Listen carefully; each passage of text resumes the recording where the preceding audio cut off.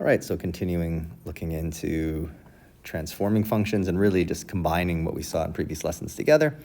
Let's look at this quadratic function, a pretty simple quadratic function, x cubed minus 3. And I want to look at these transformations in this order. And the order we look at them does matter.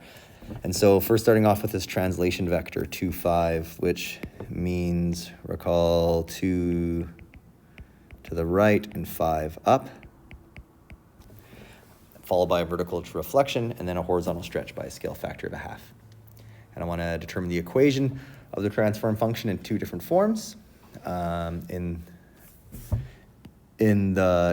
2, got a good typo there. I'll fix that at some point in the future.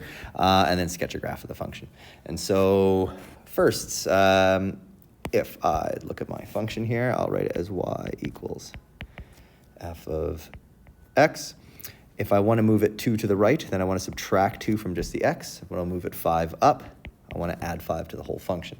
And so that there covers my translation, my horizontal and vertical translation. Next, I want to look at the vertical reflection, in which I need to make the whole function negative. Now, we've got to be a little careful here, because it's easy to make this mistake and think it's just minus f of x minus 2 plus 5. But then we're only reflecting part of the function, not this plus 5. And so what I need to do is have brackets around here. The whole function is being reflected vertically.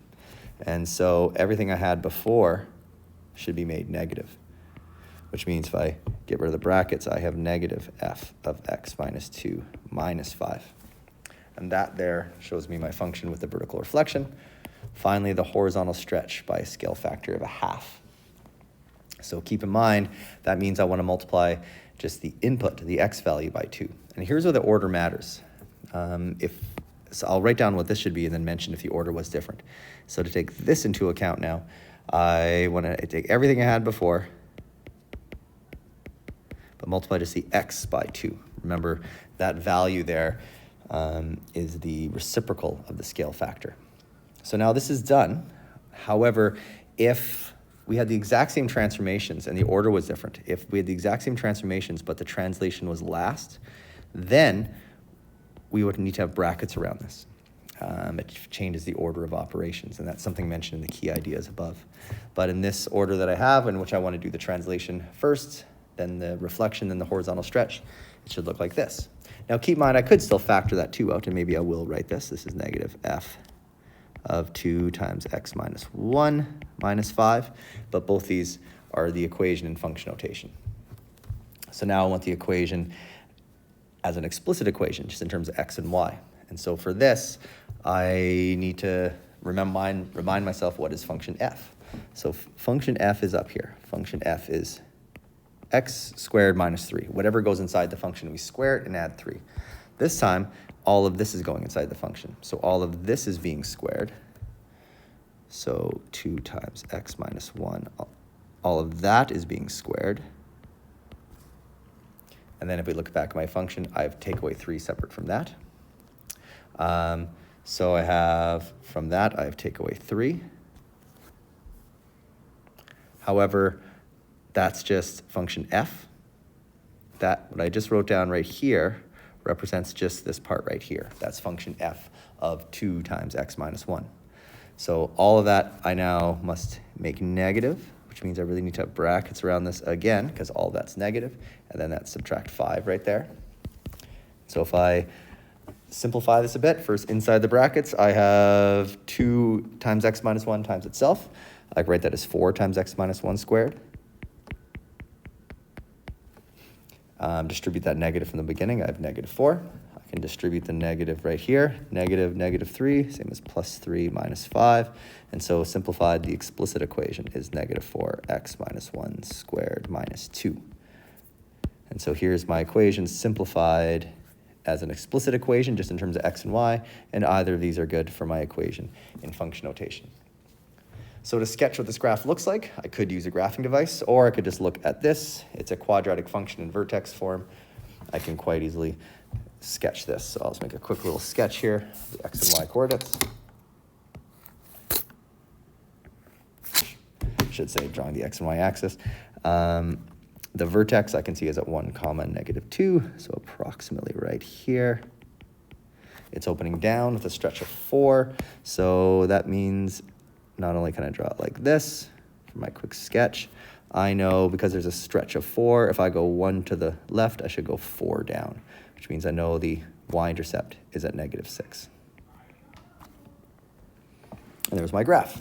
Now, while I am done, keep in mind I could have sketched this at any given point, let me just visualize those transformations one more time in Desmos, because the order, again, did matter. And so here was, again, the original function. Next, we had the translation, which led us to this. Then we took that translation and reflected it in the x-axis, which brought us to this. And then we compressed that horizontally by a scale factor of 1/2, which brought us to this. And if you look at that, compared to the equation I simplified it to in the end, it's the exact same thing. The blue and the purple function are exactly the same. All right, so looking here, I got some sinusoidal functions. I want to find the equations for these, and I want to have them in terms of a sine function. That's what's stated. So let's look at this one first. If I want to find the equation, well, I want it in this form, so let me write this out first. So A times the sine of B times X minus C plus D. All right, so first of all, I think the easiest thing to look for is the center line, which is also related to the max and the min, which is related to my amplitude. All of those kind of go together. I can just see by looking at this function has a center line or a sinusoidal axis. There's various ways of calling it at 2. So I know my equation, what are these parameters here? I know D must equal 2. I can also just see the amplitude from here to here or from here to here. I'm going from 2 to 3.5 or 2 to 0.5. And remember, amplitude is a distance, so that's a distance of 1.5 or 1.5. Next, I want to find the period. And so my B value is not the period, it's related to the period. And as we saw earlier, and I think it's reminded right here, yep. The B value, which is the same as 2 pi divided by the period. Or the period is the same as 2 pi divided by B. These two are just the same thing, just arranged differently. So if I want to find that B value, I know it's going to be the same as 2 pi divided by my period. So what's the period? Well, I could look, there's various ways of looking. I could go from here to here. That's 1 full cycle. And I can see that's a difference from 0 to 6. So the period is 6. Cleaning this up a bit, that means my B value is pi over 3. And so all that's left is C, what we call the phase shift, which is the horizontal translation, and sometimes there isn't one. Now, if I look at this, I don't actually have to have a C value, or I can have no phase shift. That's because my function does start on the center line, which is how the sine function behaves. Sine starts at the center line, but my function is going down from that point, whereas sine, if it's positive sine, it starts at the center line and goes up. So one option is to have no phase shift at all, and write y equals negative 1.5 times the sine of pi over 3 times x. I don't need to have a C value, so I don't need to say minus 0 or any brackets inside there, plus 1.5.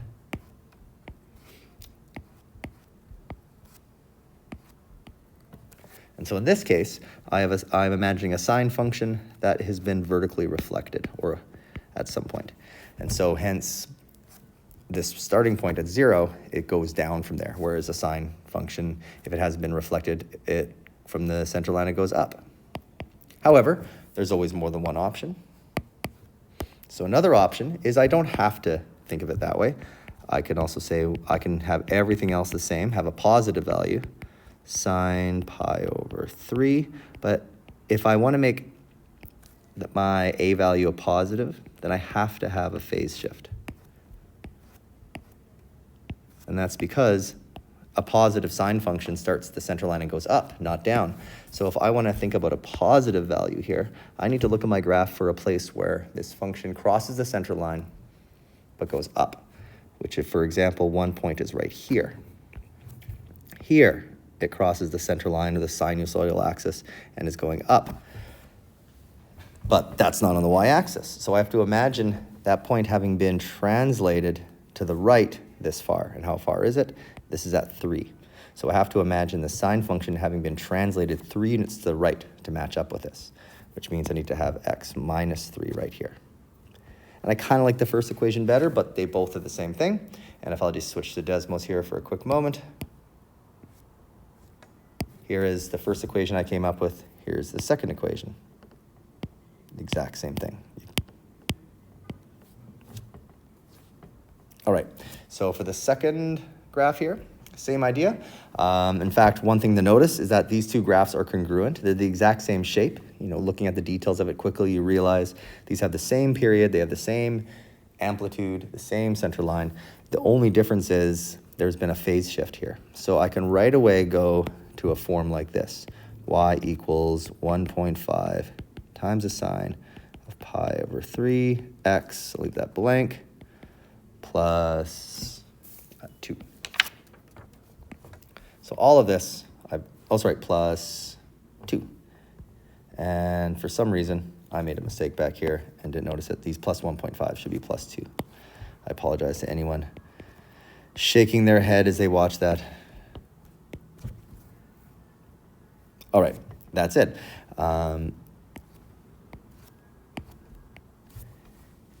How do I know there is a phase shift? How do I know there's something here? Because again, this function does not start on the center line. In fact, my function starts at that point right there when x is 0. I don't know where that is. But like before, I can just think of a translation here, and I want to find a point. If I want to use a positive sine function, which I want to, I want to find a point where my function crosses the center line and it goes up. And so in this case, I could look at that point there, or I could look at this point here.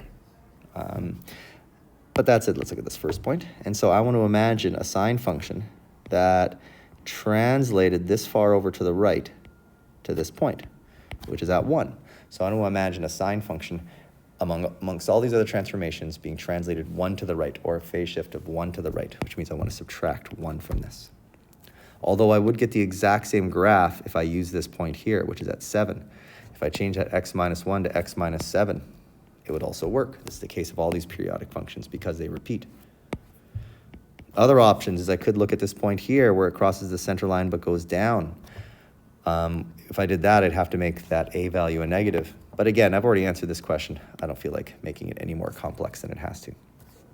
As well, before I move on, keep in mind that your GDC also has the ability to perform sinusoidal regression, which means you can put in a table of values and it can come up with a sinusoidal model of best fit.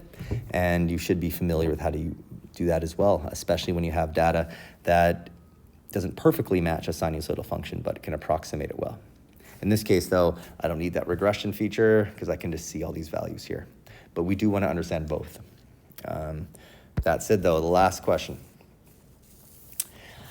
I have a tank, it's filled with water, but then a tap at the base is opened and it drains in a way that the height can be modeled by a transform variation of x squared. And so we want to come up with that model, and it needs to be in this form. A bracket t minus b squared, where t again is time, and a and b are parameters we need to figure out. And they give us a couple facts about it. There's 65 meters of water in depth at the beginning, and it completely drains after 70 hours. So while it's not essential to make a little visual here, it really, really helps. And one thing to realize is that this, if it's a transform variation of this, that means I know I have a quadratic function that the vertex has been translated to the right some amount. Which means if I just visualize the basics of this, maybe I'll put it right here. What do I know? I know it was 65 meters in height at the beginning, and it took 70 hours for it to drain. I'll label this 65. So, and I know it's a quadratic function, but I know it actually must look like this then. Because if it looked like this for a quadratic function, then it couldn't be written in this form. This form we see here is the form of a quadratic function in which the vertex has been moved horizontally. There's no vertical translation here. And so I know I have a quadratic function with the vertex on the x-axis translated to the right some amount. So I know it has to look like this, which means if I go beyond the domain, it continues that way, which means I already know a big part of this equation because my vertex I can see is at 70. So I know I can already say part of my equation. It's a bracket t minus 70 squared. That's the only way we can have a vertex right there. And again, it has to be the vertex at that point. That's when it's drained. And if the vertex was above or below the x-axis, there would be some sort of constant term here. All goes back to our understanding of quadratics. So now I just want to figure out my a value, which comes back to my starting point. I know at time 0, height was 65. So I can take this equation, substitute height was 65, and time was 0. And I quickly get this, which means 65 must equal 4,900a, which means a must equal 65 over 4,900, which is approximately 0.0133, or the exact fraction, which I could reduce, but let's leave it like that. So now I know my equation. So if I go back to my original equation, instead of that a there at that point, I can either write 65 over 4,900. I'll write approximately 0.0133. It is an approximation.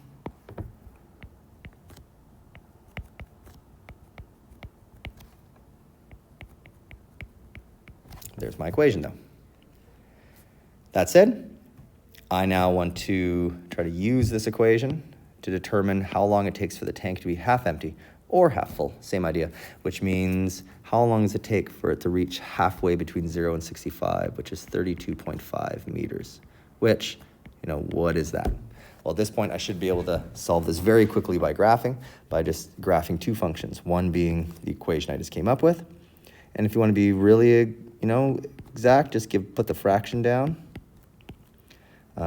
T minus 70 squared and graph 32.5 and solve by graphing. When I do that, I'll switch that here. So here is the function that I first graphed. Now I need to adjust my x-min and x-max to make this fit the screen better. So again, there's my y-intercept, there's my x-intercept. I can see how this function drains. And I just want to now graph also y equals 32.5. And I can see at approximately 20 and a half hours, it's drained halfway. And so I'll just right here, solve by graphing.